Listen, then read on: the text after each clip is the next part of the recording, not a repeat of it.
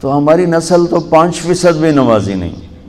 تو پہلا کام یہ ہے بچوں، اپنے سر کو اللہ کے سامنے جھکانا سیکھو، ورنہ انسان اور جانور میں کوئی فرق نہیں۔ بلکہ اللہ کہتا بل ہم اضل، یہ جانوروں سے بدتر ہیں، چونکہ جانور تو اللہ کو مانتا ہے، اللہ کی تسبیح پڑھتا ہے، اللہ کو یاد کرتا ہے، اور انسان ہو کر اذان کی آواز سنتا ہے اور بیٹھا ہوتا ہے۔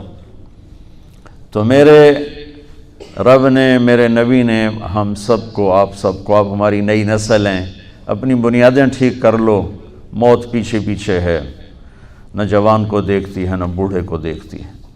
تو ایک آپ سب کی نماز زندہ ہو، کوئی بے نمازی نہ ہو۔ ایک ایسا فریضہ ہے، جب آپ دنیا سے جا رہے تھے اور آخری لمحات تھے اور آپ نے ملک الموت کو روح قبض کرنے کی اجازت دے دی، تو اس وقت آپ نے 2 باتیں فرمائیں، الصلاۃ وما ملکت ایمانکم، میری امت ایک نماز نہ چھوڑنا، ایک اپنے نوکروں کے ساتھ بدتمیزی نہ کرنا۔ نوکر کو فارغ کر دینے کا کہا لیکن بے عزت کرنے سے روک۔ تو 2 باتوں کی وصیت فرمائی کہ ایک نماز نہ چھوڑنا اور ایک میری امت کے غریبوں پر رحم کرنا۔ تو جو پہلی میری بات یہ ہے کہ آپ سب میں کوئی، آپ کے ٹیچر، آپ کا عملہ، آپ میں کوئی بے نمازی نہ ہو۔ کبھی چھوٹ جائے قضا پڑھ لو، چھوٹ جائے قضا پڑھ لو۔ 1439 سال میں اگر کہیں نماز چھوڑنے کی گنجائش تاریخ میں نظر آتی ہے تو وہ کربلا کے واقعہ میں میرے نبی کے نواسے اور ان کے لشکر کے لیے گنجائش نظر آتی ہے کہ ظلم کی انتہا ہے اور مظلومیت کی بھی انتہا ہے، بے بسی کی بھی انتہا ہے، اور نماز نہ بھی پڑھیں تو جنگ سے پہلے حضرت حسین کی آنکھ لگ گئی، آنکھ کھلی تو ہنسنے لگے۔ تو بہن نے پوچھا کیوں ہنس رہے ہو؟ کہنے لگے اللہ کے نبی خواب میں آئے، کہہ رہے ہیں تجھے لینے آ چکا ہوں۔ تو اب یہ نماز نہ بھی پڑھتے تو کیا تھا، اللہ کے نبی تو استقبال کے لیے کھڑے ہیں، لیکن عین جب بے بسی انتہا پر تھی اور سورج یوں ڈھلا تو آپ نے ایسے اشارہ کیا، کس کو؟ زہیر، آپ کے لشکر کے ایک نوجوان زہیر، کہ شمر سے کہو تھوڑی دیر رک جاؤ، نماز پڑھنے تھی۔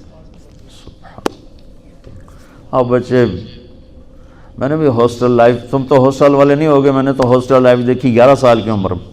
11 سال کی عمر میں سینٹرل ماڈل اسکول لاہور چلا گیا، پھر گورنمنٹ کالج، پھر وہاں سے اللہ نے تبلیغ میں لگا دیا۔ تو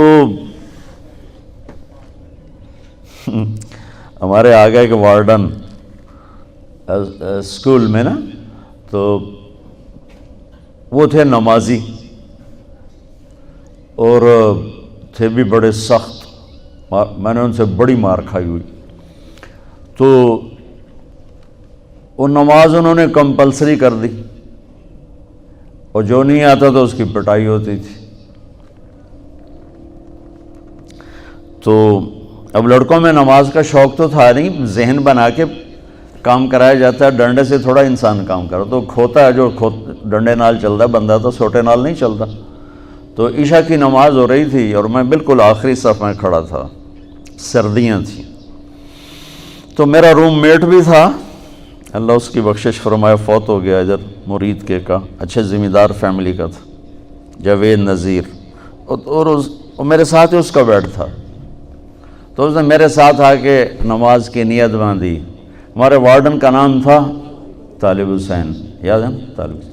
اب اس نے اونچی آواز میں نماز کی نیت شروع کی، 4 رکعت نماز فرض عشاء واسطے طالب حسین دے، اللہ اکبر۔ اب میں بھی تو واسطے طالب حسین تھا، میں نماز میں کھڑا ہوا، میں نماز میں نے کہا ایک ہی کیتا ہی وہ کہتا ہے اسی طرح میں طالب حسین دی پڑھدا پیا، میں کڑا اللہ دی پڑھدا پیا، اللہ اکبر، رکوع میں۔ تو بچہ پہلی بنیاد نماز ٹھیک کرو، اللہ سے تعلق ٹھیک کرو۔ نماز تمہیں سکھائے گی کہ پالنے والا اللہ ہے، الحمدللہ رب العالمین، پالنے والا اللہ ہے۔ اس بنیاد پر پھر اسلامی تجارت چلے گی، جن بنیادوں پر آپ کو پڑھایا جا رہا ہے، ان بنیادوں پہ اسلام کی تجارت آ ہی نہیں سکتی۔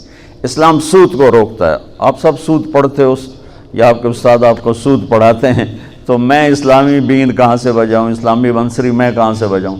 پہلی بنیادی غلط ہے، تو میں اس میں کیا کروں؟ مردہ لا کے سامنے رکھ دو جی، یہ دے روح پا دو، تو رب دا ہی کام ہے، میرا کام تو نہیں۔ میرے تو ساری تجارت مردہ ہو چکی ہے کہ اس کی بیس سود ہے، اس کے بعد جھوٹ ہے، اس کے بعد ہیرا پھیری ہے، تاجر ہمارا دھوکے باز ہے، جھوٹا ہے۔ اور اسلامی تجارت سود سے ہٹ کر پھر اس کی دو بنیادیں بچوں، ایک سچائی، ایک امانت داری، ایک سچائی، ایک دیانت داری۔ لیکن میرے دیس کا تاجر نہ سچ بولتا ہے، نہ دیانت داری سے کام کرتا ہے۔ تم سب انہی کے پاس جا کے نوکریاں کرو گے، تم کہاں سے سچ بولو گے یا تم کہاں سے دیانت داری سے چلو گے؟ اسلام پہلے اللہ کو رب مانتا ہے، مسلمان اللہ کو رب مانتا ہے۔ وَفِي السَّمَاءِ رِزْقُكُمْ، میرا رزق آسمان میں ہے۔ پہلے وہ اپنا یقین ٹھیک کرتا ہے کہ دینے والا اللہ ہے، کاروبار نہیں، زمین نہیں، دکان نہیں، دینے والا اللہ ہے۔